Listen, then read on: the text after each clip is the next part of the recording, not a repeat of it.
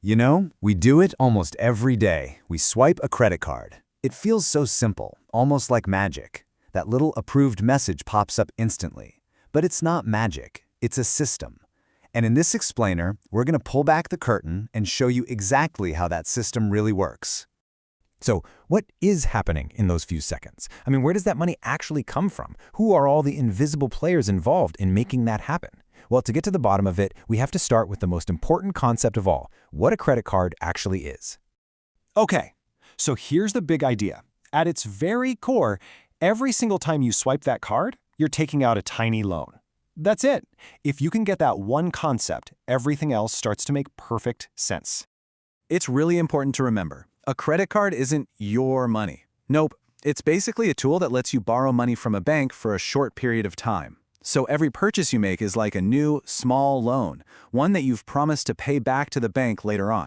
Let's break that down into 3 really simple steps. Step 1, you buy something. Easy enough. Step 2, your bank steps in and pays the merchant for you almost instantly.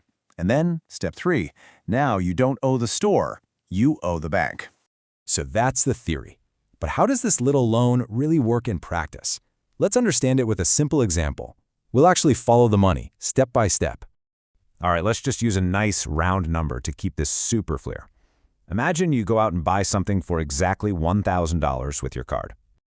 Now, from the store's perspective, the deal is pretty much done. Your bank sends them that $1,000, usually within a day or two. As far as they're concerned, they've been paid for their product. And this right here, this is the most crucial part to understand about that initial swipe. At this moment, has any money left your personal bank account?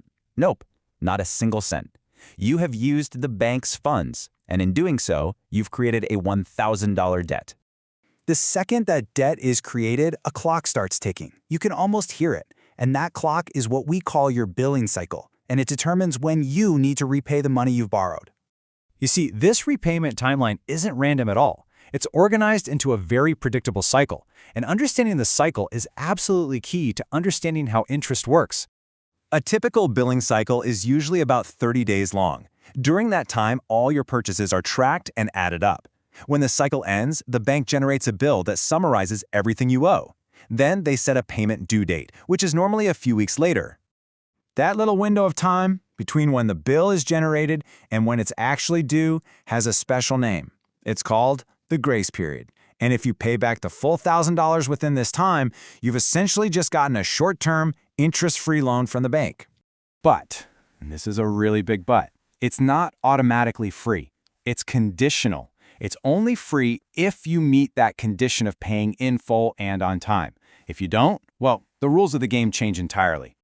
So, what happens if you don't pay the full amount by the due date? This is where the real costs of a credit card can emerge. This is where interest enters the picture. Let's go right back to our $1,000 example. The due date arrives, but instead of paying the full amount, you only pay $100. Okay, so the bank gets your payment and subtracts it from your total, but that remaining $900? That's now what's known as a carried balance. And from this moment on, that balance starts to accumulate interest. And you know, credit card interest is a really powerful thing. The rates are typically pretty high, it's often calculated every single day, and it's designed to compound, which means you start paying interest on your interest. And that is how a debt can grow much faster than you might think. Now, on your bill, you'll always see something called the minimum payment. It's important to understand this isn't a recommended payment. It's simply the lowest amount you can pay to avoid late fees and keep your account active. So your payment choice leads down 2 very different roads. Paying in full gets rid of the debt and avoids all interest. Simple. But paying only the minimum means your balance shrinks incredibly slowly because most of your payment gets eaten up by new interest charges. And that's how a debt can linger for years. So let's zoom out for a second. It's useful to remember that every transaction is part of a much bigger business ecosystem where multiple players are earning revenue. So who's making money here? Well, first, your bank, the one that issued the card, profits from interest and sometimes annual fees. Then there's the card network, like a Visa or MasterCard. They take a tiny cut of every single transaction. And the store you shopped at, they have to pay a processing fee just to be able to accept card payments. That fee is why some smaller businesses need you to spend a minimum amount. When you look at the whole process, a clear dynamic starts to emerge.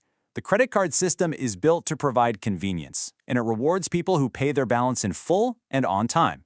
At the same time, it generates significant revenue from those who delay their payments and carry a balance. So are credit cards good or bad? You know, that's really the wrong question.